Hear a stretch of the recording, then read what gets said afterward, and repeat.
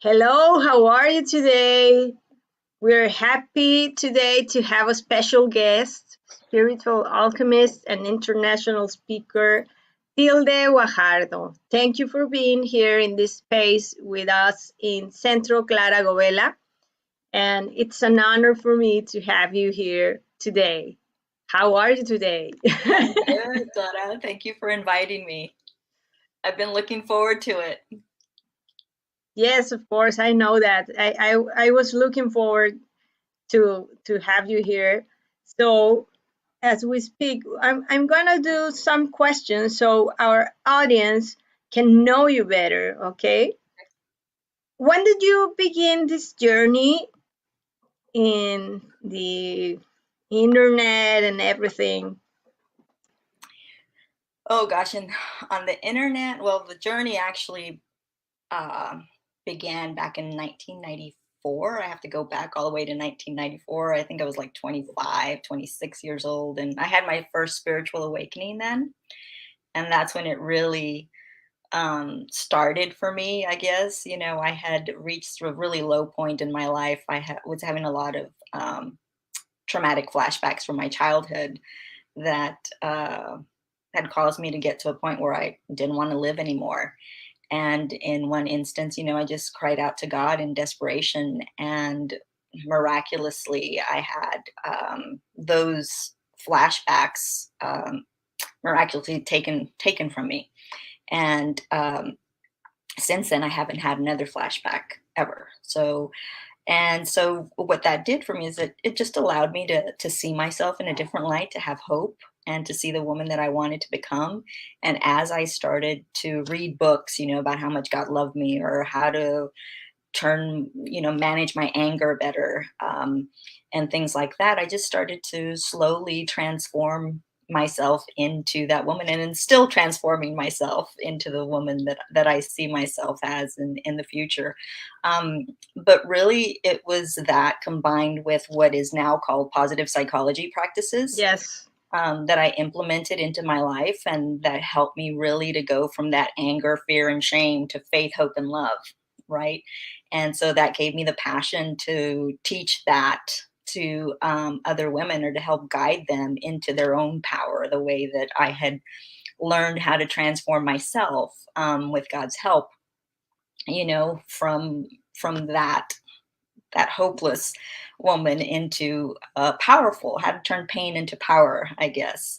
And so since then, I have just done it in one capacity or another, whether it was leading women's ministries, doing women's events, creating programs for women, and creating a company called Womanars back in 2010, is how I just started putting stories out there and interviewing women who had defined success for themselves. And I found out, I've interviewed probably over 150 women on camera, and hundreds of others over coffee. And what I found is that 99%, 99.9%, I would say, always attributed their success and their empowerment to faith. And it didn't matter what religion it was just believing in something bigger than themselves, and which solidified for me, what I do now, and how important faith is to our not only success, but to our well-being, and how we need to put our spirits first, our spiritual health first. And why inspiring woman? Why do you inspire women? Um, I It's just something that's naturally, this fire inside of me. And maybe it was because of how I was inspired, and wanting to impart that same sort of fire in other women, for them to see the power that they have within themselves, so that they can then want to do the same thing for others. Because I think, yes, we're super powerful as individuals, but collectively, when we come together and we collaborate from the heart, we're unstoppable. Yes, of course. When you work with women in this part of the inner self, is something beautiful. But Yeah. you're right. You're right. Miracles exist for me. Yes, Mhm. I didn't believe in miracles. I have to tell you that. But somehow all the things that happened to me very young made me what I am today. And Mhm. I am someone who works inner peace with Yeah. people so they can find themselves. Yes, they can see what they can do. So we connect in our message. Mhm. That's the beautiful thing of this interview, and and it's it's inspiring for the audience. Yes, because what you do inspires. You're Thank you. doing something of being grateful. You say today I saw the story that you're grateful because of your birthday, and happy birthday, Thank you. and all the gifts that you have. Yes, Yes, and I think that to being grateful, it has to be every day, every day absolutely. in the morning when you wake up. No, I say everyone has to do that. Yes, like Yeah, a absolutely. positive habit. Mhm. And I want to know, how is a day, uh how is your day when you How do wake I up? start my day or when I How wake up? you start your day? Yes. Well, you know, now, let me go back because I want to tell the story of how why I'm doing these gratitude. August is my birthday month, and so I decided to do 30 days of gratitude, in August, just to give thanks for everything for my life. And also to remind people, to be grateful and the power of that. And because I was, I had experienced a lot of um, letdowns leading up to Yes. August, I guess, some health issues that came up, relationship issues, whatever, all of that. And so for me, I felt myself kind of getting into a funk, and I thought, I always go back to gratitude. I'm a journaler, but I thought, to speak gratitude from the Yes. heart is super powerful. And I think the studies and research have shown, and you can correct me if I'm wrong, but I believe that, if you do 30 days of gratitude every day, that your immunity improves by 50%, and your Yes. mindset, you start waking up differently in the morning. Where I was waking up, a little bit in a funk and thinking about everything that's going wrong. Now I'm waking up thinking about everything that I want to go right. And really, you start to see the world differently. So that's one of the practices that I always go back to when I feel myself getting into a funk, and we all do that. We're all going to go through trials and tribulations. It's how we handle them and how we learn to manage them that I think makes the real difference in our lives, and how we choose to show up, right? Because I'm choosing to show up. I'm choosing to be grateful for the little things and even the big things in my life. But when I do that, something chemically and physically changes within us. And I know I'm on day 24 today. And I can Yes. tell you, I am not the same person that I was on day one. That's Of how course. powerful it is, and so for me, it's both for me being selfish, to help me, but to also remind other people, like, hey, what are you grateful for today? What's good in your day today? Because it's easy to get into a spiral of negativity, especially if you're watching the news, or you're hanging out with people that are just always bringing you down or pointing out what's wrong with you. It's easy to get stuck there. So for me, it's both selfishly for myself and keeping myself in a healthy, positive place, but also wanting to remind other people to do the same thing. Yes, because you have to be well to serve people.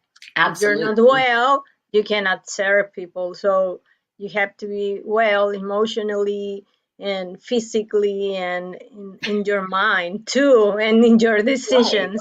Well, I can't be Yes. talking about gratitude if I'm not practicing gratitude, right? Yes, of Or I course. can't Yes, be of teaching course. it.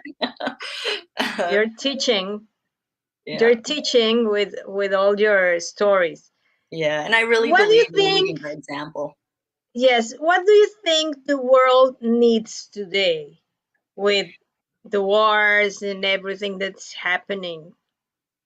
I think we need to go back to love, and I think we have to define love first and foremost. I think, um, at least in my experience, when I was younger, I had a very warped definition of love because of the experiences that I had had as a child, right? And even in my young adult age, or going through a divorce or whatever, you can just have this very warped definition of love, to where people have let you down, or you feel God has let you down through people, because of the way people have treated you in the name of God.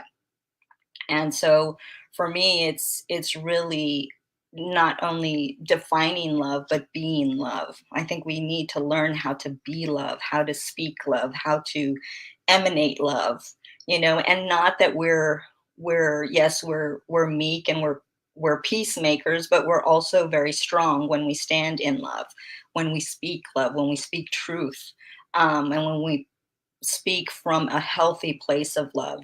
So for me, it's all about redefining or defining love, and for ourselves, what does that mean to me? What does that look like?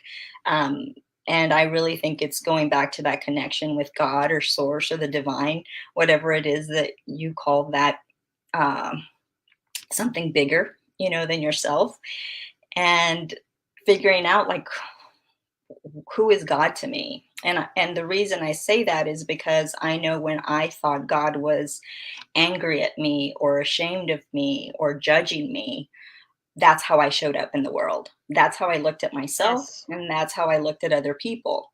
But when I changed my perception of who God was, and the way that he saw me, and the way that he loved me, and to actually have an experience with God like that, then that's when my transformation really started to happen. Not only the way that I saw myself, but the way that I loved other people, and have a huge capacity to forgive. It made forgiving people a lot easier. It built up my resilience, that no matter what happened, whether it was health issues or a divorce, traumatic divorce that I went through in 2005, um, I I still believed in love. And I believed, after every broken relationship that I've had, that I have the capacity to love even better, and deeper, because of those experiences. So for me, it's like, let's just go back to love, and let's define that again, and let's speak from that place, learn to speak from that place, and show up from that place as we, you know, look at the world today. It's so divided and so divisive. I really believe it might sound corny to a lot of people, but I really believe that if we go back to love, that we're able to sit with people who think differently and believe differently than we do, and find that common ground, to where Yes. we find those solutions, by putting aside um, the hate and the division that we're seeing right now. Yes, of course. I agree with you that human values have to be better too. And I'm going to write about that soon. I'm writing about that, and we'll have the book soon. Yeah. And forgiveness for me is one of the things that you have to do first. And Yeah. you have to understand that everyone has a story, has their issues to work. Yeah. Yes. And Totally. don't take it personal. So Hmm. when you take it personal, that makes you hate and fight with others, and so you can not have a positive relationship with others if you're like in that mood.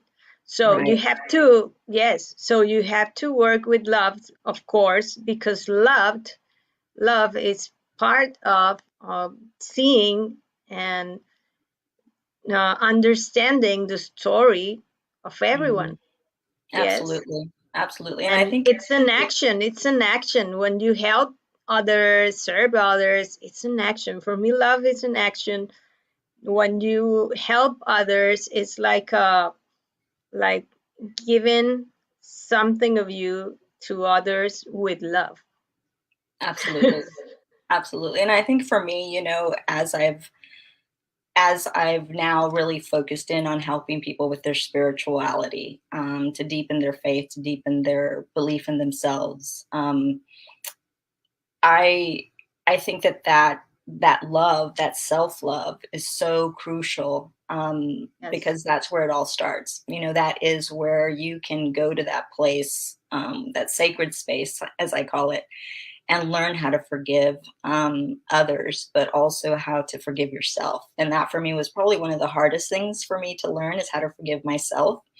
Um, but once you do that, it's like it becomes easier and easier to do as the more that you practice, practice doing that, and not only for forgiving, but also letting go. You know, I think Yes.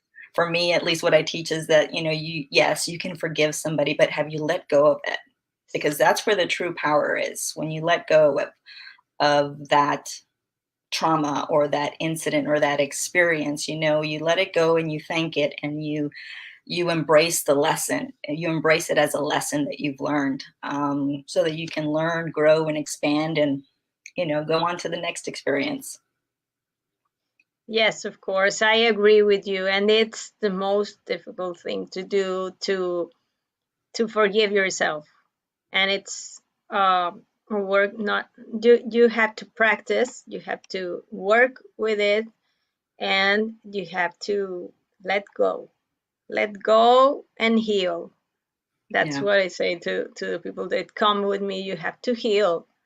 And yeah. it's beautiful to work with forgiveness. I have to do another book about forgiveness, because I because I know, think it's that's like a volume one on forgiveness. You volume know? 1, volume 2, volume 3. Yes.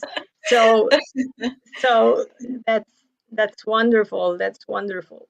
Yeah. Can I tell a quick story? I'll try to make it as quickly on Yes, letting go. yes, of course, Yeah. of course. So in 2015, at the end of 2015, I was having a pity party. You know, it's Christmas and I was still single, and I was thinking, God, when am I going to find my person? You know, I'm sick of this. With a present for myself under the tree. That's enough. But and I had been divorced for 10 years, right? And so, like I do all the time, and I have these conversations with God that are sometimes, very shocking, because the truth, you know, hits you in the face like it did this time. And so when I went to bed that night and I asked, you know, what is it that I need to let go of? Because I felt like something's keeping me from moving forward, right? And so what I heard is let go. I was like, let go. You know, I've forgiven everybody. You know, from my childhood, blah, blah, blah. And what I heard in my spirit was let go of needing an apology. And I thought, Yes. ooh, ooh, ooh, ooh. I mean, it Oof. just hit my heart and my mind, and I just bawled like a baby, because I thought, oh my gosh, I've been holding on to wanting an apology for my ex husband all these years. Didn't even know it. And so I just cried, I prayed, and I let it go. Said, okay. That was December 2015. January, the new year rolls around, 2016. Girl, I start getting phone calls, texts from my exes from high school, all the way back to high school, apologizing. And I had forgotten about the conversation I'd had with God. Okay. I had forgotten, I had let it go. And so I'm telling my friends how these people are popping up out of nowhere apologizing. You know, one person even contacted me from jail through his sister, because he had to tell me that he was sorry. And I thought, how? What is happening? So month after month, fast forward to May, I'm in Dubai visiting a friend of mine there. And I'm there for about a week, and I'm thinking, why am I here? This, I didn't like it, to be honest with you. It wasn't my thing. It's not my type of place. It was like a Vegas on steroids, for me. But I was there because my friend. So we end up going to the Maldives for a long weekend. And I open up my computer, you know, in my overwater bungalow, and the first email that I see is from my ex-husband, and it's an apology, you know, saying that he's going through another divorce and he's realizing that the problem is him, and would love to have a cup of coffee sometime. And I'm thinking, Okay, and at that time, I knew that he had moved over to in Georgia. He was in Savannah, Georgia at the time, and that's where I thought he was. And so I wrote back, and when I saw the email, I was very surprised, but I didn't feel anything. Like there was no Mhm. animosity. There was just nothing, and it was just a shock. Like, oh my gosh, I'm getting this freaking apology. And so fast forward, we go back and forth. I say, I'd love to have that cup of coffee when I get back home. I'm in Dubai. I'm going back to Dubai, but I'm flying out of Abu Dhabi on Friday. So I'll be spending the night there. Turns out he was in Dubai at the same time that I was. And he was going to be in Abu Dhabi that Thursday when I was getting there. So we end up having that cup of coffee. And I had not seen him in 10 years. 10 years. And when he came through the lobby doors, Clara, I don't even know how to describe it. That I didn't feel any emotions except grateful to see a friend again. And it was just such a healing, very healing moment. And I'm getting emotional because it was such a God thing. Yes. I mean, who would have thought? December, I'm having a boohoo moment. And, we connected in Dubai and we had a wonderful lunch. We had a 3-hour, 4-hour conversation that day, but it was closure for the both of us. Right. And so now he's one of my best friends. I mean, we're still great friends. He's got a partner and kids. And it was just so miraculous for the both of us. So letting go, the Yes. power of that. It's Let just it not go. that one relationship. It can be everything. And that's what I think just blows my mind even today. But you call him. I think you call him, and the other guys too, because if you see it, you wanted forgiveness from from him, but what happened is that everyone wanted to give you the forgiveness to Yeah, let go too. yeah, It happened when you tell God what you wanted, yeah. what you need, And I what you and I needed. didn't, yeah, but I don't think that I didn't say that I needed it because I didn't need it. I didn't need Okay, it anymore. It was the release of needing the it. release. Yes, Yeah, and that's what I realize in manifestation now. It's not in asking for it that it's powerful. It's in the release of not needing it. release. Yeah, you want it, but can you release it to God to show up when it's right? You know? And so the power really, for me at least, in this instance in letting go is when I didn't need any more apologies. I didn't even think about it anymore, and that's when they started to show up. And so, and not even realizing that I needed to let go of all those other, apologies as well, I think was the revelation for me. But feeling that, because even when they came back, and wanted to reconnect from my past, it was like, no, I'm done. I'm done I with don't that need the part. past. Yeah, it's like, I don't need no, the I'm past. done. I'm in the Uh, present and in the future, and I'm in my yeah, present. and I No. wish you well. I God bless you, and I wish you well on your way. But I'm not that same person anymore, and yeah, just being able to move on. Yes, because when you transform, you are another person. Yep. You're not your past. You're Yeah. your present. Well, you're Yes. not holding on to the story, right? Yes. You're not Yes. holding on to Stories. those past stories. Yes. And when you hold on to that past story, you're keeping that identity. And Yes. so when you release that, when you're releasing that story, then you're able to, live a completely different life and make totally different decisions and not feel attached when people from your past or circumstances or experiences from your past might trigger you even. You can feel it when you've actually transformed. Yes, of course. I know that too.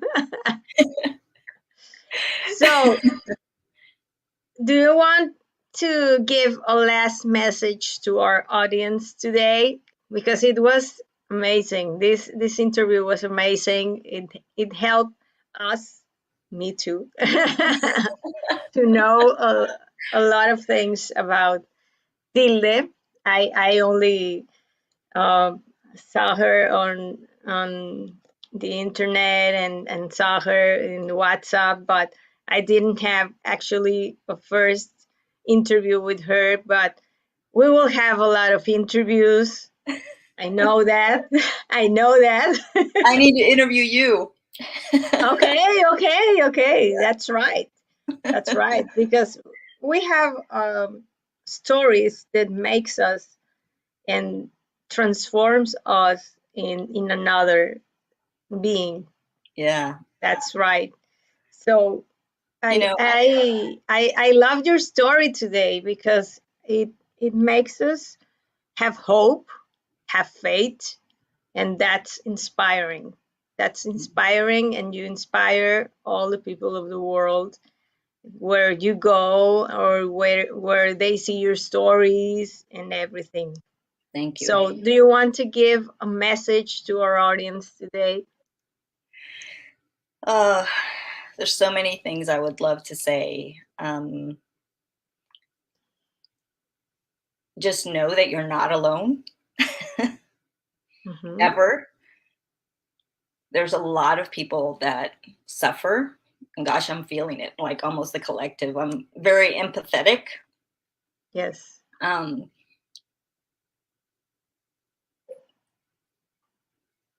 I gave a TEDx talk a few years ago, and I created a program called the Divine Quotient that leads people back to their true identity, which is, believing that you're a spiritual being in a human body having a human experience. And I left people with a question during that talk.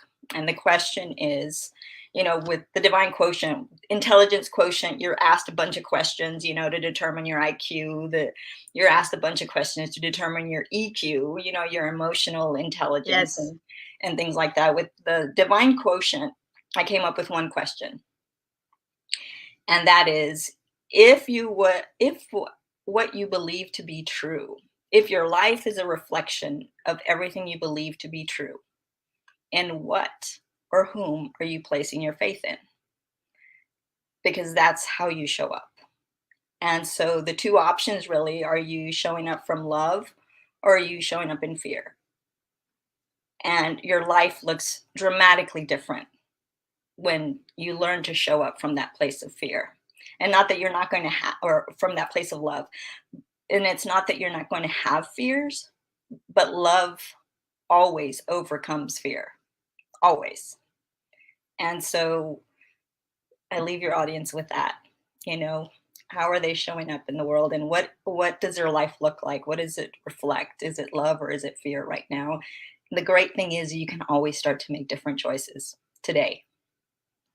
So, where can we find you? Because this is amazing. So, our audience would like to know where can we find you in social media? So you can find me on iamtilde.com. That's my website. You can also find me on LinkedIn as Tilde Guajardo. You can find me, Instagram. Instagram, I think it's I am Tilde, um, or Tilde Guajardo. You can find me whichever. I'm on TikTok as I am Tilde. I'm on Facebook as Tilde Guajardo. I'm everywhere. Just Google Tilde Guajardo and you'll see. I'm on YouTube. We have tons of videos on YouTube that you can watch of the interviews that I've done with other women, and them sharing their own brilliance with the world as well. So yeah, just go, and you can reach out to me at tilde@womanarch.com. I do some one-on-one coaching a few times a year, but I also have an upcoming program that you can sign up to know more about at iamtilde.com. And that program coming up, I also have a free masterclass on the website if anybody's interested in that. But the new Okay. program that's coming up is all about healing yourself and learning how to do that. Well, that's powerful, like your programs. So, So, you are right now giving all the coachings online. Yes, Correct. everything Yeah. is online. Mhm. Okay, okay.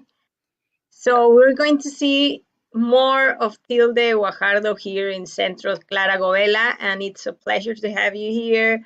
And all the messages, the positive messages you gave us today are amazing, amazing. And thank you for opening your heart today too. And for me, it's an honor to have you here. And I'm practicing my English because it's a little rusty. Oh, I have to practice my. You have to help me with my Spanish. Yes, I'm going to help you with the Spanish. Okay, don't worry I would about it. love. I tell you what, my vision is to present in Spanish one day, and so I would love your mentorship with that. Okay, okay. So I will love your mentorship with English because I have some work in English, but I have to practice so I can No, get we it were right. talking about that before we came on camera. It's like it's Yes, yes, practice, practice, practice. practice. Yes, but for me, it's an honor to have you here and to have this interview. And we will see you soon here in Centro Clara Govela again. If you like, we can talk a lot of things here because it was a short interview, but we can have a bigger interview about your life and everything so people can know you and can see what you're doing, all your programs, all your things that you do, and I love them. Thank So you. see you. I'm your friend Clara Govela. Soy tu amiga Clara Govela and your friend Tilde Guajardo. Bye.